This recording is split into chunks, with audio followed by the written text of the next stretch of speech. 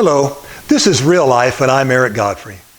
Just recently, Lieutenant Jessica Taylor retired from the Seattle Police Department. Instead of filling out the standard exit interview form, she wrote a scathing letter in which she lambasted the chief of police, the mayor, and the city council for allowing the city to descend into anarchy and chaos.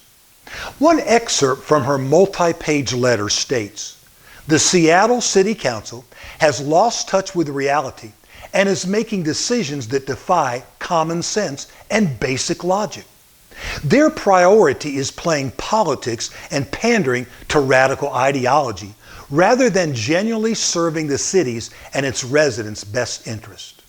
Their absurd policies have turned Seattle into a playground for anarchists and criminals, and they seem utterly unconcerned with the devastating consequences of their actions.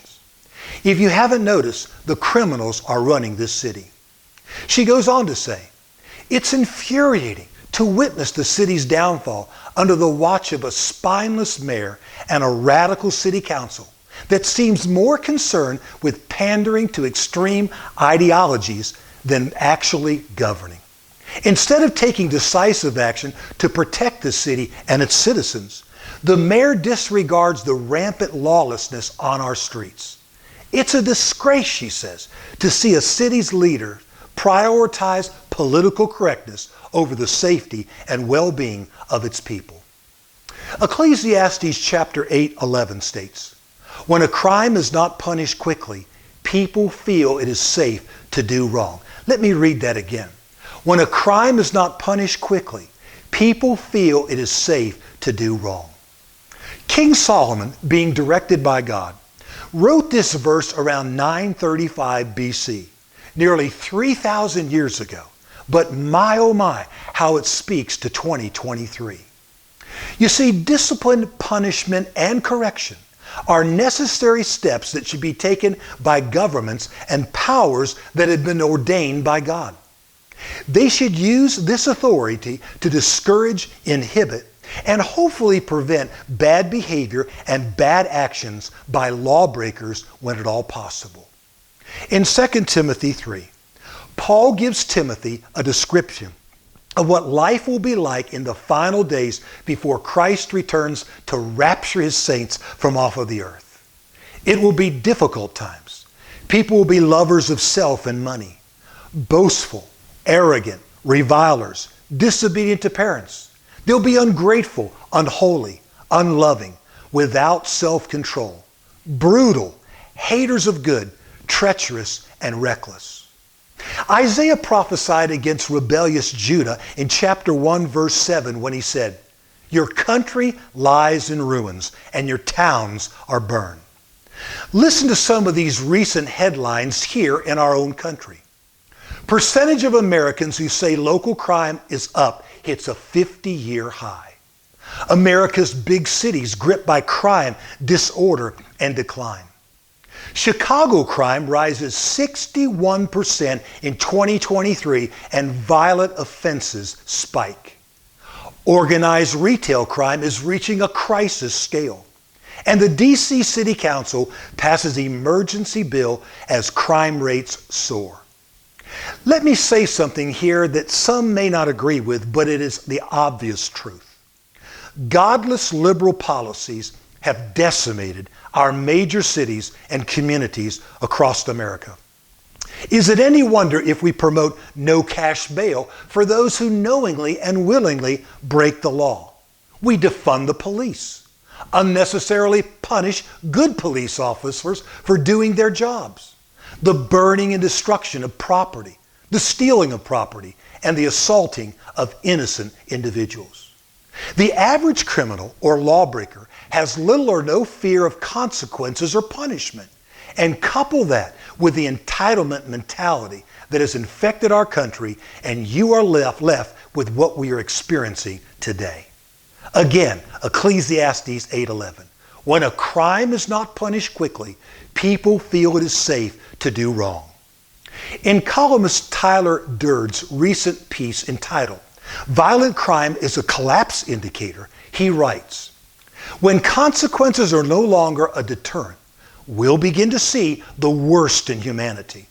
And as we look at a nation hell-bent on sending social workers instead of law enforcement officers to crime scenes, we can see this prediction unfolding right in front of our eyes.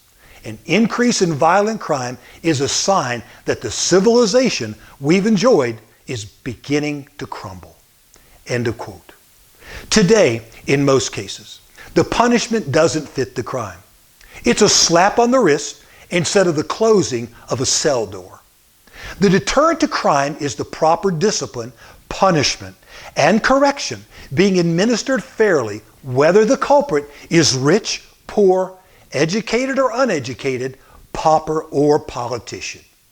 There was a bygone era in this country when the punishment fit the crime, and crime was much lower and society was much safer.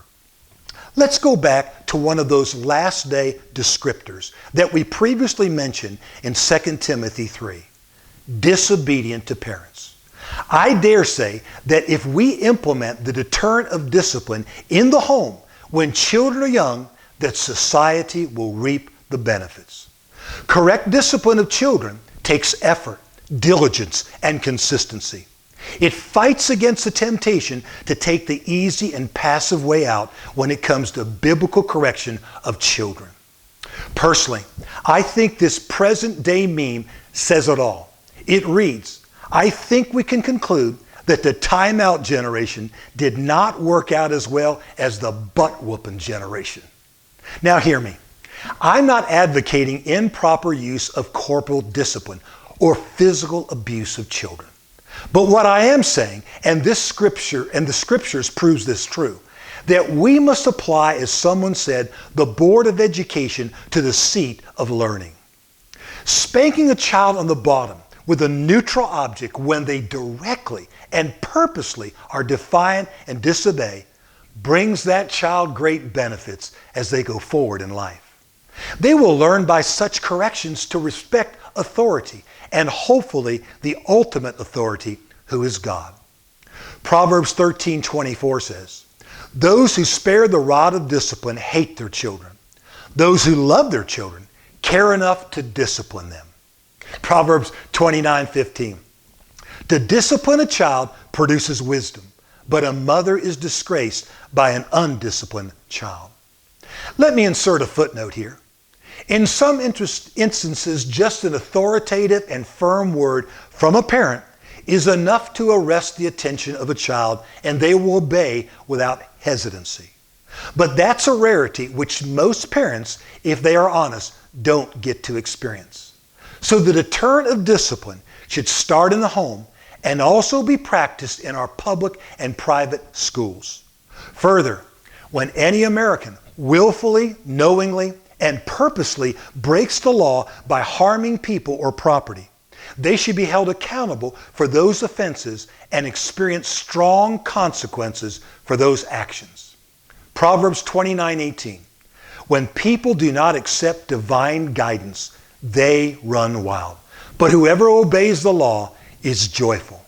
From a former spanked kid who deserved every one of them, this has been Real Life, and I'm Eric Godfrey.